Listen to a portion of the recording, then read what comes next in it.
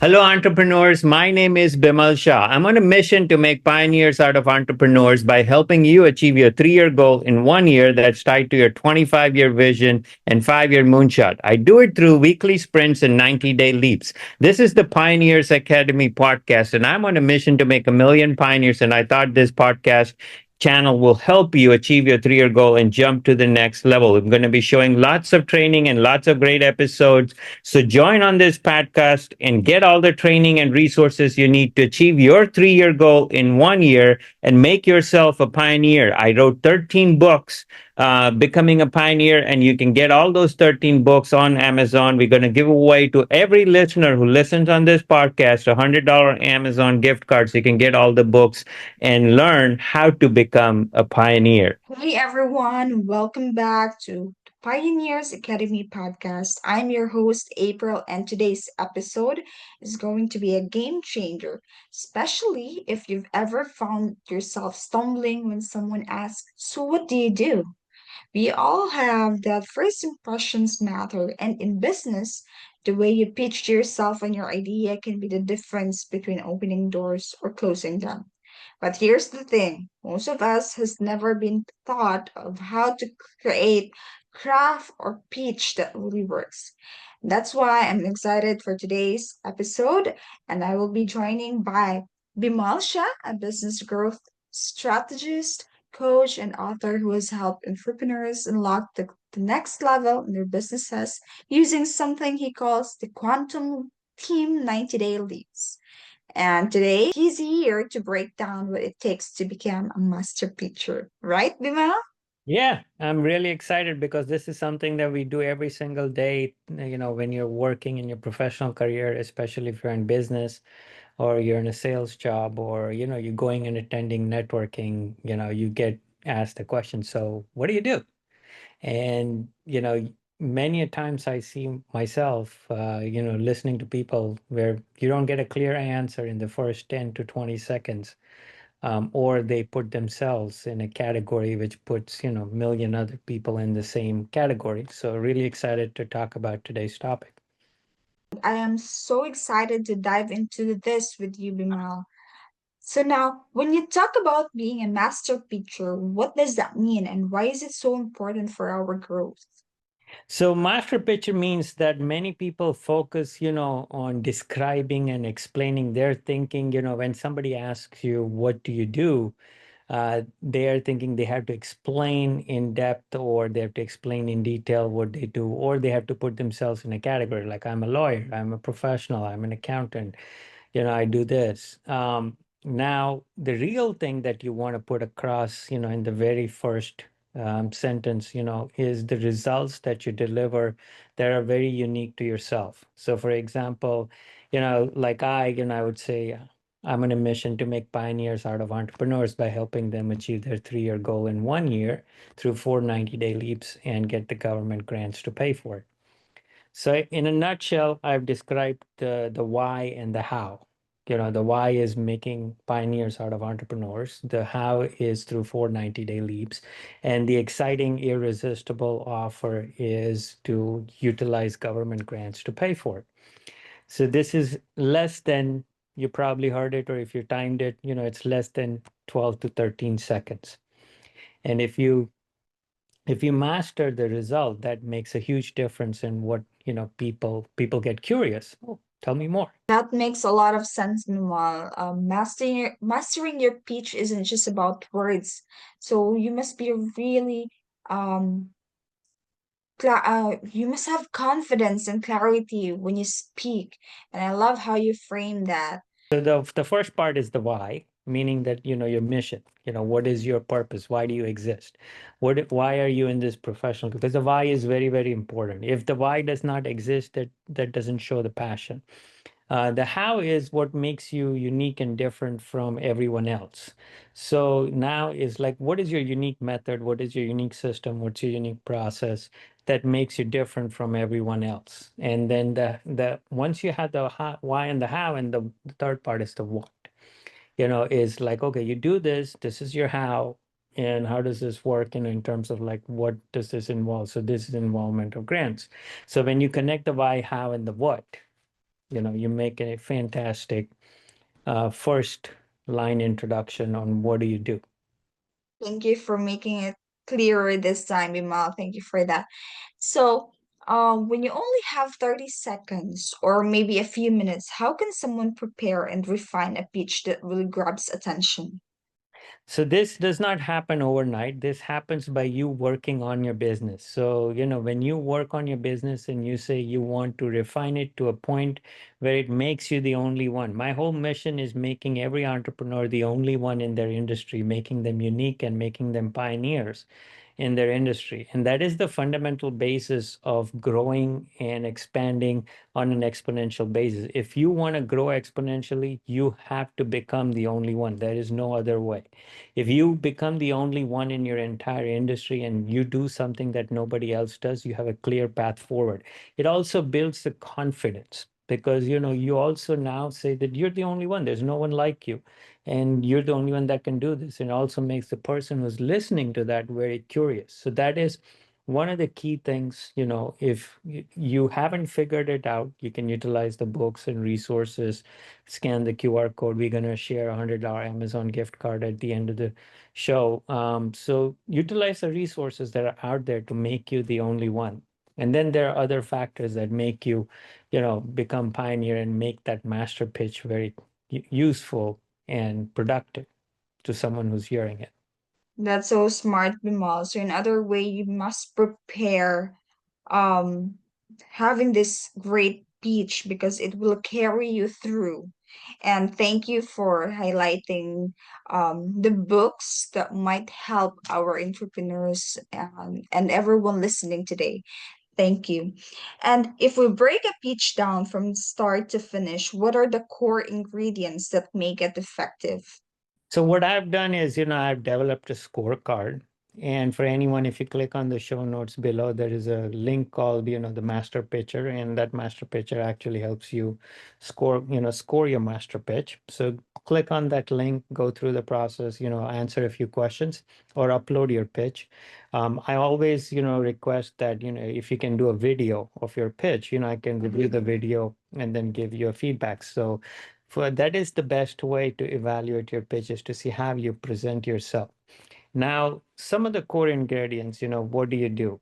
The first thing you want to, and the most important question is not what you do. The most important question is what do you do not do? So this is the thing because what most people do is what you have to eliminate because these are the mistakes people make. So the most important question, you should be asking, what do I not need to do? And the things that you not need to do is do not put yourself in a category. Because when you put yourself in a category, oh, you're just like any other, and they think about you as that category, and that category is do they need to connect with that category? How does this category, it may or may repel, it may create a repel effect, or it may create a okay effect, but not the one that creates a magnet, the gravitational pull. The second thing you don't want to do is go on a tangent of explaining, where they don't get the result in the very first 5 words or something, or they don't build curiosity in the first 5 words that you say. That's why the why is so important. The why is usually, 3 to 5 words, like making pioneers out of entrepreneurs.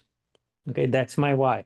I say that right out front, when I start. So that builds curiosity. So you want to have a good why, which is your passion. So if you are an industry leader, let's say, you're an accounting, but you what makes you a unique accountant? What makes you a unique accountant from every other? Are you the same as everybody else? Then the only way I can differentiate you is by price. So, that's what you want to see is, okay, what do you do differently than every other accountant that's out there? And you want to present that in your first, and why do you do what you do? So that is the key aspect of, not doing it and not going on a tangent. And the third and most important part when you do is, uh, don't try to be rhetorical or try to create something which puts people away. You want to be authentic. When you say something, you want to feel people that, okay, this is authentic, this is different, this is unique. I haven't heard it, but how does it work? So this is where, you know, don't people have been, taken aside and have been misled, or people have been burned. And sometimes, if you say, like, okay, I do this, like I get, money at 0% loan, or, something that sounds too good to be true, that it will not immediately connect. So that's what you want to avoid. Love that, Bimal. Now it makes pitching feel less overwhelming when you know that the key pieces to focus on because of your guidance, because of these tools that you have created. It is now easier um to know that if am I going to do a great pitch or not. So I highly suggest for our listeners today to take that tool that Bimal mentioned that will be available on our show notes. Thank you, Bimal. Now, how do you actually know if your pitch is good already, and what's the best way to evaluate it instead of just guessing? So the first one is, you have to test and experiment it. So what most people don't do, and again, when it comes to master pitching it, what's most important, what not to do, not what to do. And what people fail to do is listen to themselves. So, go and speak to yourself in the mirror and see how you sound, see how you look, see how you express yourself. Look at all those things, and that will determine how you present yourself. I mean, you should love what you say. That's the number one thing. If you love what you say, you have a good starting point. Now you need to refine it. But if you don't like what you say, and you're fumbling and you're going on tangent, and put a timer. 30 seconds means 30 seconds, and see where you are in the first 15 seconds. And if you're not somewhere in the first 15 seconds, you lost it. So, put a timer, present to yourself, see how you sound, see where you are at halfway. And if you're not great at the first half, you will not be great in the later half, because the first half is what attracts people's curiosity, and you need to attract that in the first 15 seconds. That's really helpful, Bimal. Talking to the mirror in front of the mirror, because a lot of us is really not a good pitcher. Even myself, I can really attest to that. And thank you for reminding every one of us. And I can really say that it will really improve over time when you practice, when you organize everything you say and make it sound confident. So Right. thank you, Bima. You're welcome. Now, closing is where many people get stuck. What are some ways to finish strong so your pitch leads to a pitch? So, you've heard this, and a lot of people know this. There's no business like show business. So, no matter what kind of business you're in, no matter what kind of profession are you in, you're always in the show business. So think about you putting on a show, and see how you're good at putting up a show, and see yourself. Okay. And if you can do a great job at that, you're doing good, and that's a great start.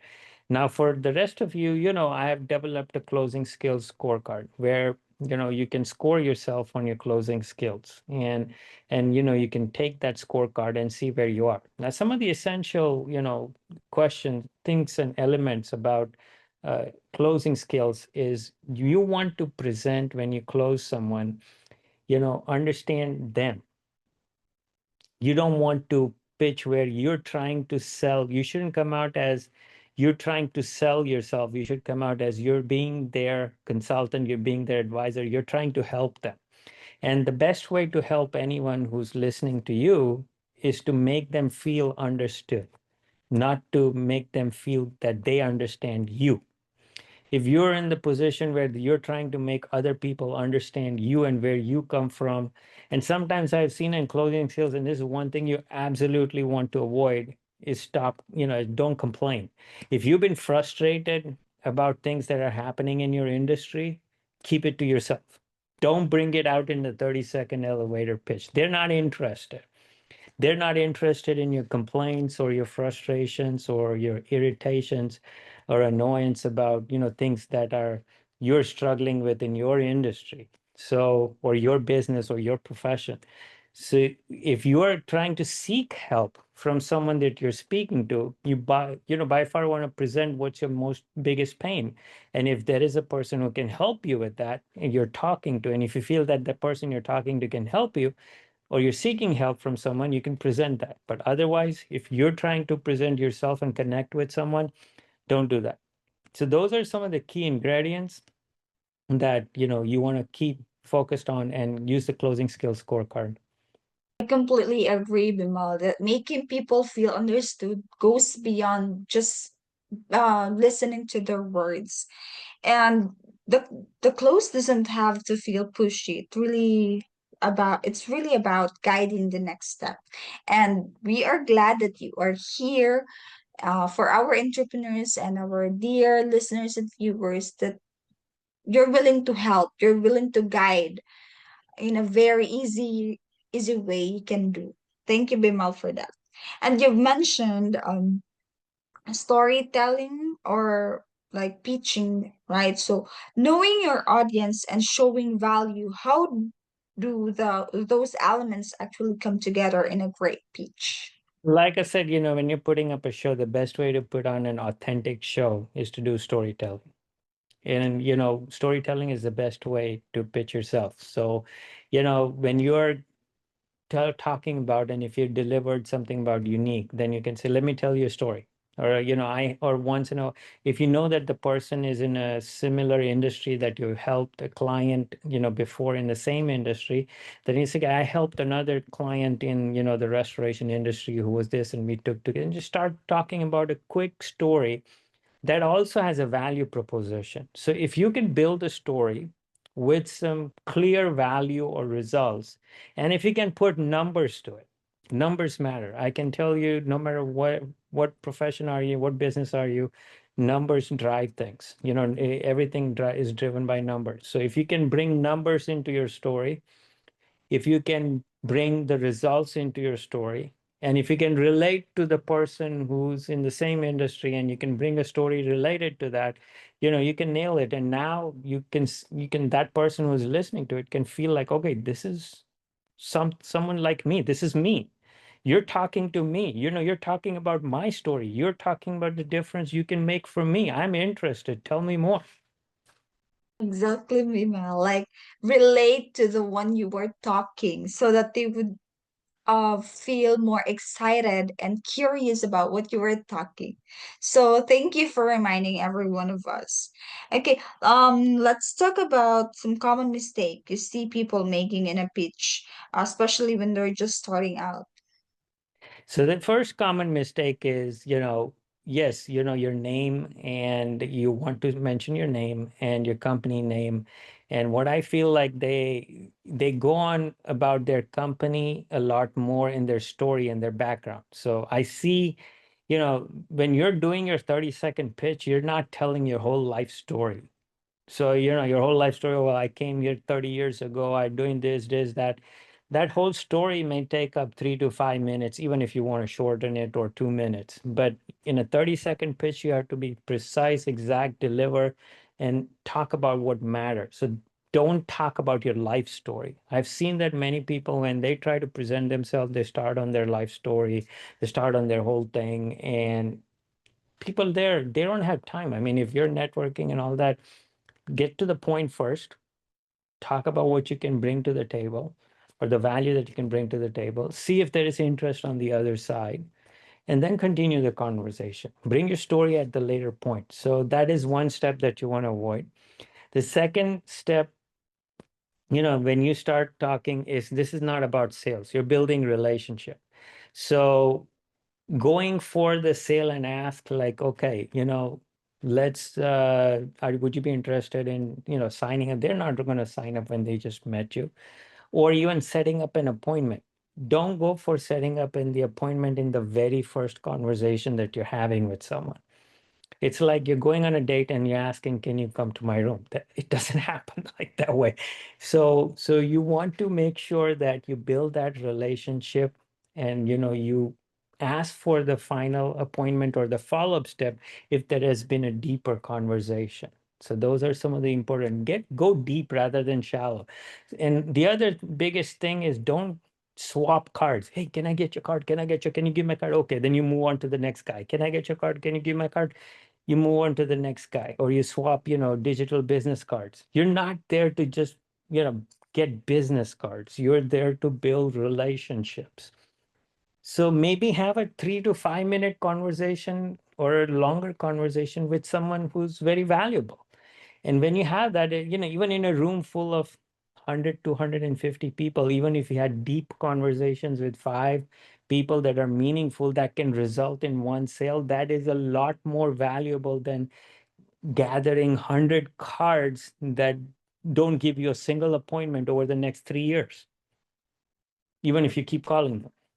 That's really true, Bimal. And me, I can also say that that's really, really true. It outshines the importance of what are you trying to convey here? Because mostly, my name is here, blah blah blah, yada yada, and all the company background.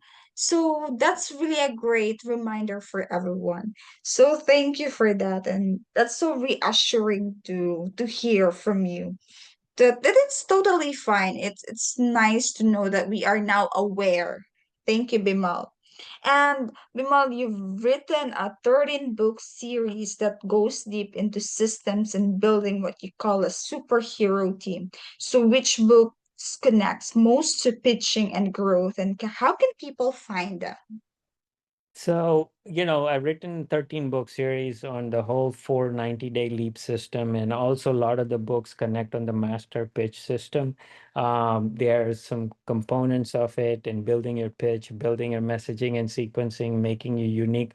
All the components together, connect to. So all the dots are connected. So it's not like, one thing like, okay, you master your pitch, but your business cannot deliver on the pitch that you deliver. So for example, you know, if you had a sales team who's great at their master pitch and they sell like crazy, but the operations cannot deliver what the sales team is selling, then your business falls apart.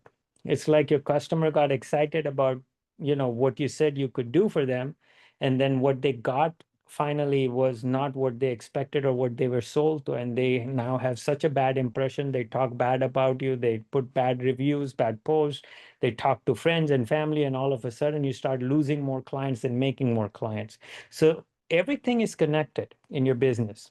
There's not a single component that is standalone. And that's one of the big mistakes I see many entrepreneurs make. Okay, let me take care of this, and then so if I take care of my master pitch and we sell, we'll figure out the operations or we'll figure out the rest of the stuff later. No, your business, your dots are connected. Your elements are connected. If one thing fails, it has an impact on the other. So that's the reason for the 13 book series. It helps you connect all the dots. Thank you, Bimal, for clarifying that about the books and how valuable it is, because it will really help our entrepreneurs and listeners to unlock toolkit, knowledge, wisdoms from the book, not just from a single book, but I think for that series of books. So thank you so much for the generosity for giving our dear listeners a $100 Amazon gift card that you always and keeps offering from time to time. Thank you, Bimal. Thank you very much. Thank you for listening to the podcast. Become yourself a pioneer. Access the $100 Amazon gift card, access the scorecard, access those tools. There's a startup pitch link and there is a master pitcher link. There's a closing skills scorecard. So in every podcast, not just the wisdom I want to share, I also want to give tools, resources that you can take action and see practical and real results by using those. And also you have the $100 Amazon gift card. So access to that and make yourself a pioneer. Hello, pioneers and entrepreneurs. My name is Bimal Shah. I'm on a mission to make pioneers out of entrepreneurs by helping you achieve your 3-year goal in 1 year that is tied to your 25-year vision and 5-year moonshot.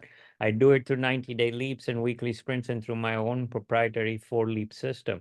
I've also written 13 books, the Becoming a Pioneer series. I've founded the Pioneers Academy, the Pioneers platform, and several resources that help you on several different platforms, the Thrive platform, Transform platform, and Transcend platform. So these are resources and tools that I built for you to double your business in a year and scale exponentially and become the only one in your business.